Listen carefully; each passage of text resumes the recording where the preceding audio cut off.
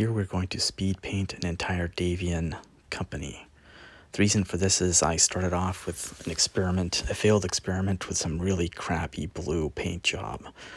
I was thinking, hey, maybe I'll do this blue with the white and red stripe thing, but then I decided, you know what, this kind of sucks, and I want to switch back to camo. So I'm going for desert camo, and I'm going to speed paint this entire company in less than 2 hours. Now, I've gotten a 2x and 10x speed ups on these paint moves, but if you want to see a slow version of the paint job, just look at my Davion Atlas paint job video. Here, I'm just showing you and proving to you that this method scales, and you can just parallel paint with the same technique. Proof by actually doing it right in front of you.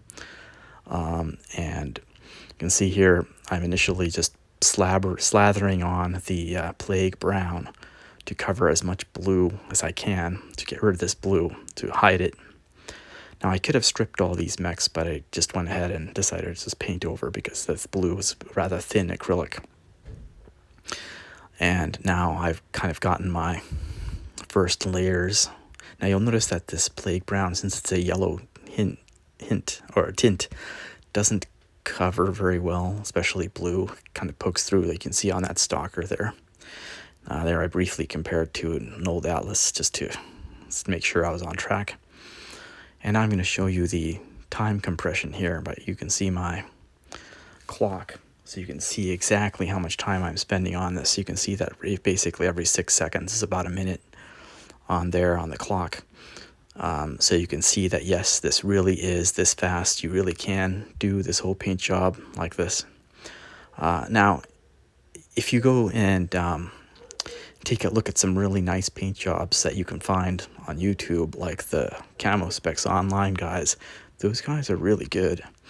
And they spend a lot of time painting. If you were to paint like that,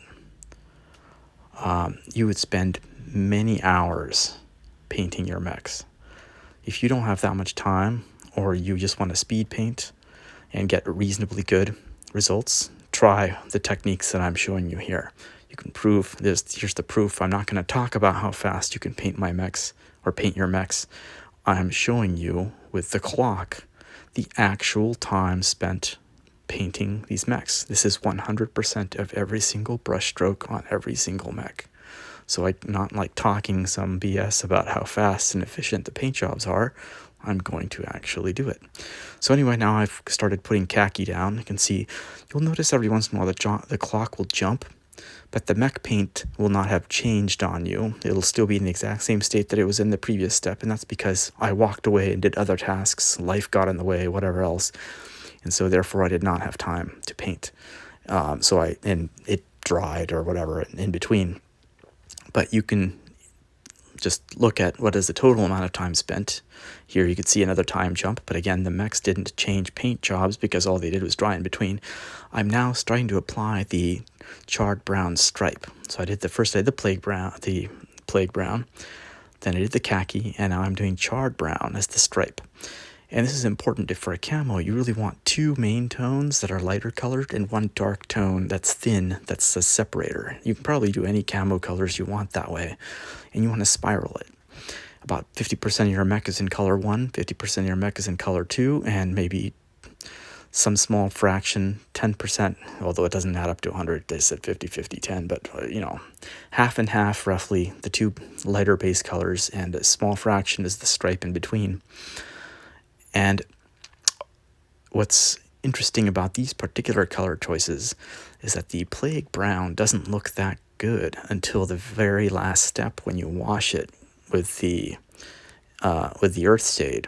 So I was kind of a little bit worried here, actually. I was painting, and my mechs didn't look anything like my 2 reference mechs. There's a Rifleman and an Atlas in the back that I painted previously. So I kind of want some previously painted mechs of the same style around when I paint, because I want to see that I'm actually achieving the same look.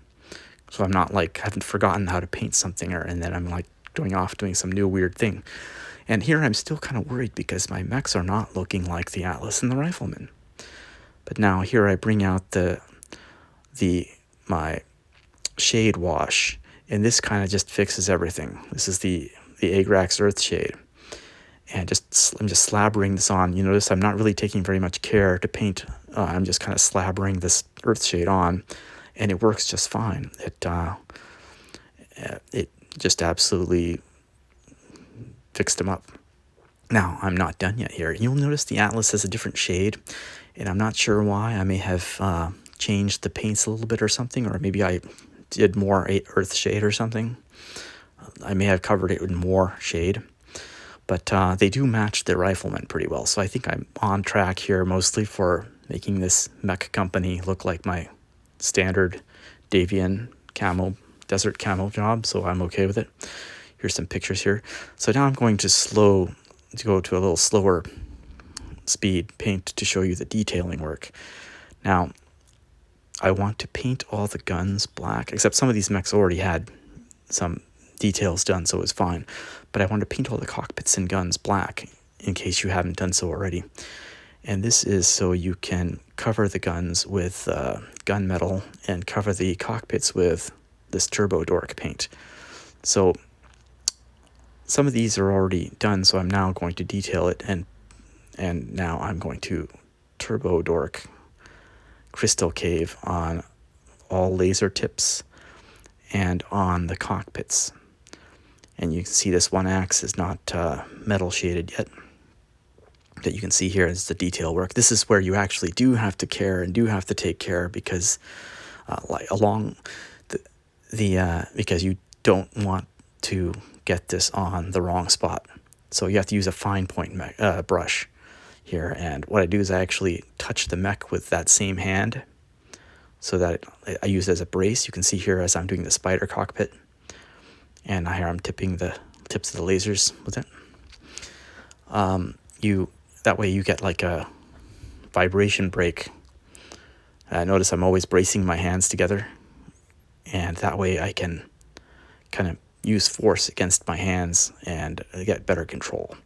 I think this one's like a 00 brush or something. It's not like a 10-0 or anything. And I've decided to make that thing the cockpit on this stalker here. And I'm painting the laser tips. The two lasers that are in there, I'm painting them with Crystal Cave. And then the LRM launchers I'll cover with the gunmetal later. Here, it's just on this Jaeger mech, it's just the cockpit here. These guns are already guns. They're not lasers. And plus, they've already had some detail work on them from before, from when they were blue. So I'm keeping it. But when you're doing your camo base coats, you don't actually have to be careful. You just slabber the base coats on that first plague brown. Just gets slabbered all over the place, just as thick as you can. You thin it, but you just put it everywhere. Maybe you don't overwrite any previous detailing that you have. Then you just put the khaki on. I did not. So I thinned my plague brown, but I did not thin my khaki. And the reason for that was I did not want the khaki to run. The plague brown, it was okay to be runny, because I wanted to get into all the cracks, and I wanted it to just cover as much as possible, as fast as possible, without destroying as much detail as possible. The khaki I needed to keep at strength because I did not want it to run. And the charred brown I also needed to keep at strength because I did not want it to run. And so when you don't want the paint to run, you don't thin it, but usually you thin it, especially when it's a base coat. Here are these. I'm going to put these little crystal caves on these gun tips here. And now this little cockpit on the grasshopper. And I will put some detailing, kind of glowy things here for laser tips and whatever that, whether it's missiles or lasers, it's now glowy tip.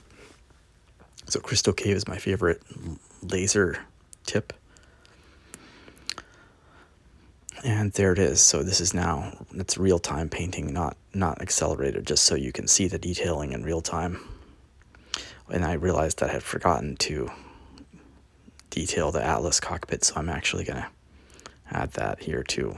And so then later when it'll be a color changing glow on the glass for the cockpit, for the Death's Head. And then the lasers on the back get little tips too. This is just some forgotten detailing from a unit that I was using as a reference. Same thing, I'm going to refresh the laser tips on this rifleman. This is an old style rifleman.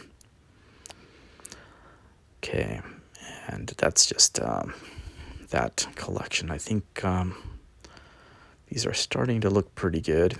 Oh, now I have to put the gunmetal down. So this one is going just on the jump jets and vents, whatever else looks. Those I had painted black during some of the speed painting, and now I'm detailing them with the gunmetal. So it's convenient you can do the wash before you do the final detail, but sometimes if you do like a Seraphim sepia wash on gunmetal, it kind of gives it a nice grungy look. That's kind of optional. Here I've chosen not to put the wash on the gunmetal. Instead, did the wash, then I put black, then I put gunmetal in that order instead. And that's contrary to the slow paint job that I did for the AS7D, which is that exact Atlas over there in the back on one of my painting tutorial videos. But anyway, let's see what's going on here. Sorry for having this off camera here, but I'm kind of have to actually look at it myself when I'm painting. I'm not only doing it for the video, I'm actually trying to paint too, and unfortunately I kind of missed some of them.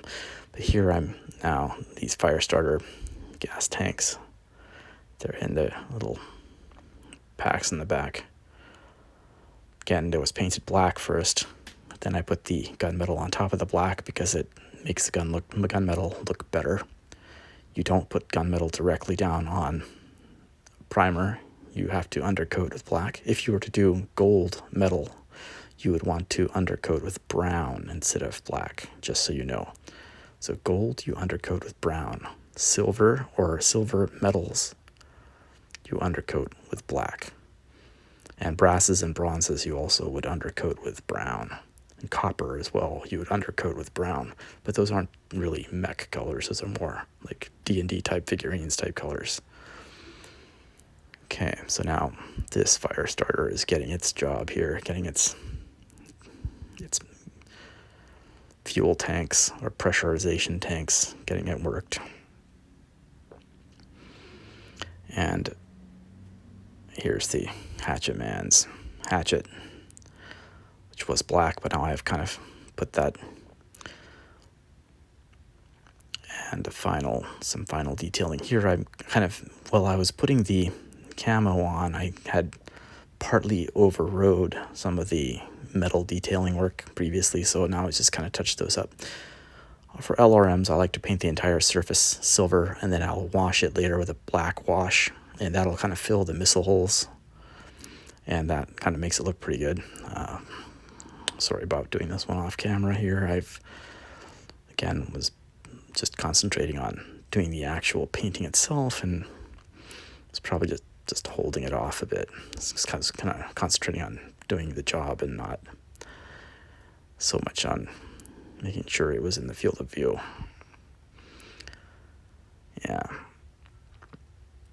There's that Jaeger mech. I think here I was just touching up again on places where I had accidentally overridden some of the gunmetal when I was doing the camo job. I actually noticed that if you pre-paint all the detailing work first, like the black underlayer on the cockpits and the guns, and you just have the rest of it primed, it's actually really fast to paint the faction after the fact. And I show this with some Kurita mechs that I paint later. I basically only took me a few minutes to paint 3 mechs to a reasonable standard just because I had them pre-painted. This is kind of a mass painting technique, I guess I will show later, but I just wanted to show how this mass painting technique worked. It's significantly under 2 hours now total. Well, that's it. Thank you.